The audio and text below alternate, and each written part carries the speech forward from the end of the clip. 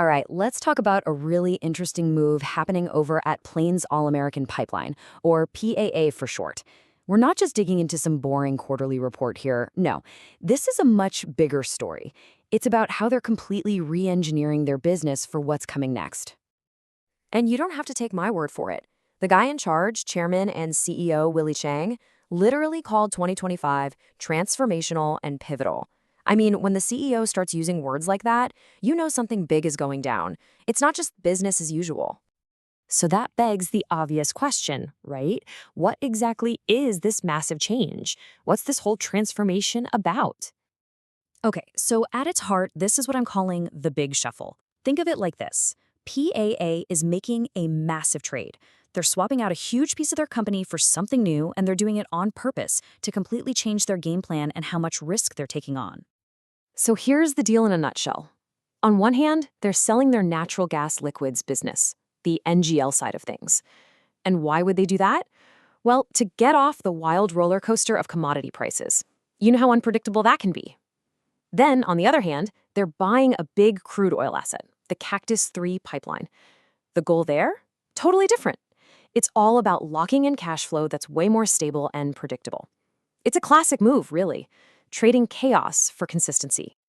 And look, this isn't just them moving pieces around on a chessboard for fun. It's a super calculated plan to build, like PA version 2.0. The whole point is to make their cash flow better and more reliable, make the business simpler to run, get away from those crazy price swings, and just build a tougher company that can handle whatever the market throws at it down the road. Okay, so that's the big picture strategy. But what about the numbers? Let's dig into their financial guidance, because that's where the real world meets the road. You can see the real world impact of all these moves right there in the financials.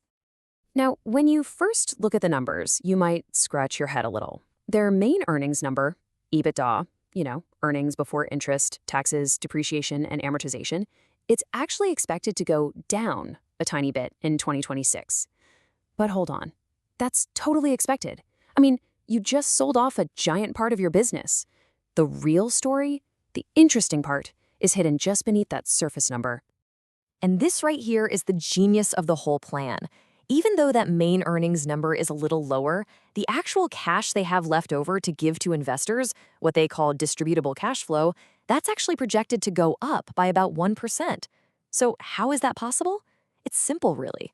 When you sell the NGL business, you're also getting rid of its tax bill and all the money you had to spend to keep it running. It's a perfect example of getting more cash in your pocket with way less headache. So where's that extra oomph coming from? Well, it's the part of the business they're doubling down on. Their core crude oil segment is now expected to grow its earnings by a super healthy 13% year over year. It's like they're trimming the fat to feed the muscle. That's the name of the game. But this whole pivot isn't just about buying and selling big assets. PAA is also taking a hard look in the mirror. They've kicked off what they're calling a self-help plan, basically a huge push to get more efficient and make sure the whole operation runs slicker with their new, leaner setup. And they're not being shy about their goal. They've put a big, round number on it, $100 million.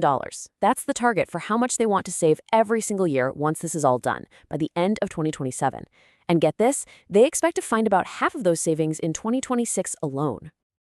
So you're probably wondering, how do you find an extra $100 million? Well, they've laid out a pretty simple three-step recipe. First, since that complicated NGL business is gone, they can chop a bunch of their administrative and operating costs. Makes sense. Second, they can merge and consolidate what's left to run it all more efficiently. And third, they're going to take a look at everything else and either get rid of or fix up any part of the business that isn't really making much money. It's all about becoming a lean, mean, profit-making machine. Okay, this is all great for the company, but what about for you, the investor? What's the bottom line for the people who actually own a piece of PAA? Let's talk about the payoff. Well, here it is, plain and simple, a 10% raise in the distribution. That brings the annual payout to $1.67 per unit. It's management's way of saying, hey, our new plan is working, and we're confident enough to share the rewards directly with you. Now, this next part is a little bit inside baseball, but it's a huge signal of their confidence. There's this thing called the distribution coverage ratio. Think of it as a safety cushion. It shows how much extra cash they have after paying out investors. Well, PAA is now comfortable with a slightly smaller cushion. Why? Because they're just that much more sure that the cash is going to keep flowing in steadily with this new business model. It's a huge vote of confidence in their own strategy. And this isn't just a one-time bonus either.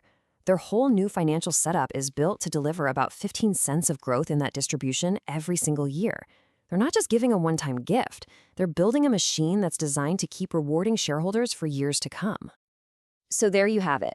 PAA has laid out a really clear, really compelling new game plan. But you know how it is. A plan is just a piece of paper until you make it happen. So let's talk about the road ahead. So what does this new PAA look like? In short, it's leaner. It's laser-focused on crude oil. It's built to crank out predictable cash flow. And maybe most importantly, it's dead set on sending more of that cash back to its owners. So their mission for 2026 is crystal clear, and it really comes down to three things. Number one, they've got to close the deal on selling the NGL business. No turning back. Number two, they need to plug in that new Cactus III pipeline and start squeezing out all the efficiencies they planned for. And number three, they have to deliver on that $100 million savings plan.